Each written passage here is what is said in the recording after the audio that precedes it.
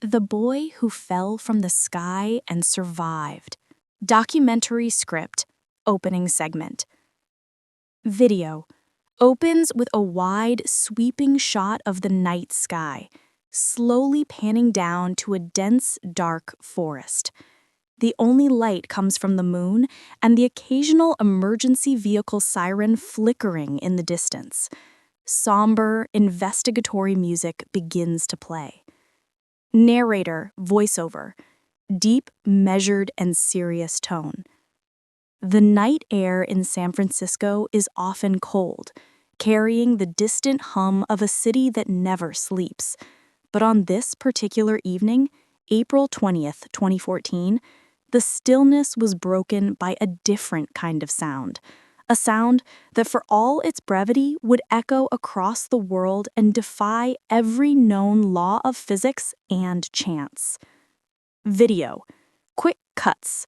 A close-up of police lights reflecting off wet asphalt, a helicopter beam sweeping over the trees, a blurred image of an airplane high in the night sky. The audacity of hope.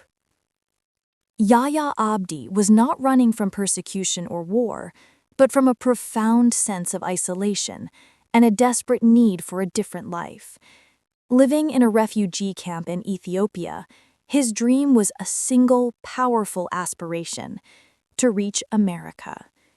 He saw it not as a distant land, but as an immediate escape route from the confines of his existence.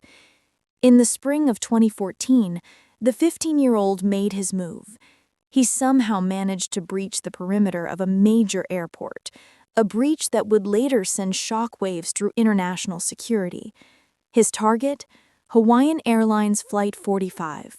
The ascent to the impossible. The Boeing 767 took off, climbing rapidly. As the jet climbed, the environmental factors inside that dark compartment began to change violently.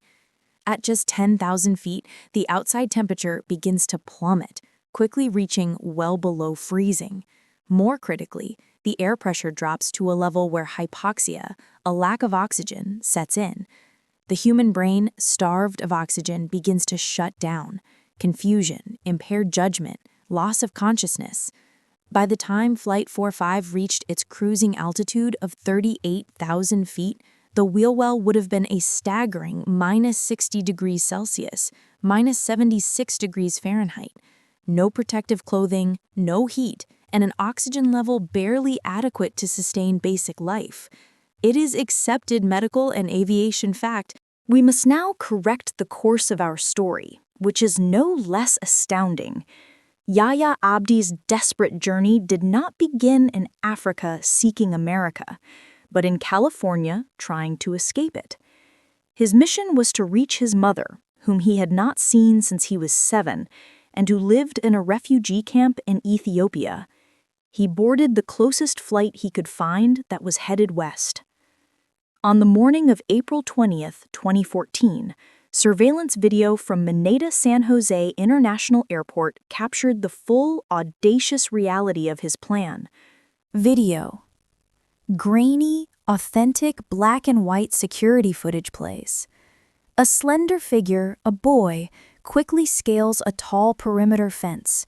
He darts across a wide expanse of tarmac, disappearing beneath the enormous fuselage of a Boeing 767. He was seen, but not by any security personnel in real time.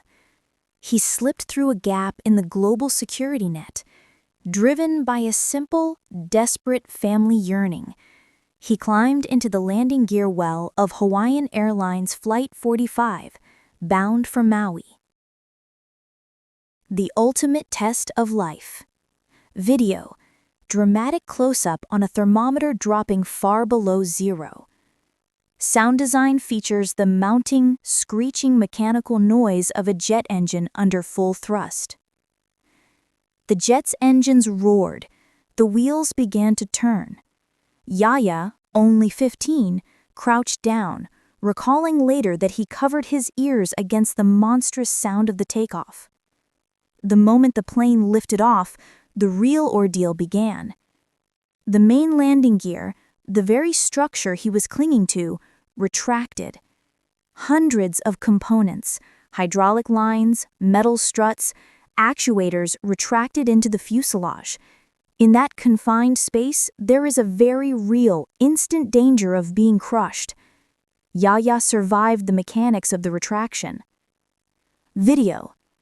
Graphics showing the airplane climbing rapidly, with an inset of the wheel well showing the external temperature dropping from ambient to -60 degrees Celsius, or approximately -80 degrees Fahrenheit.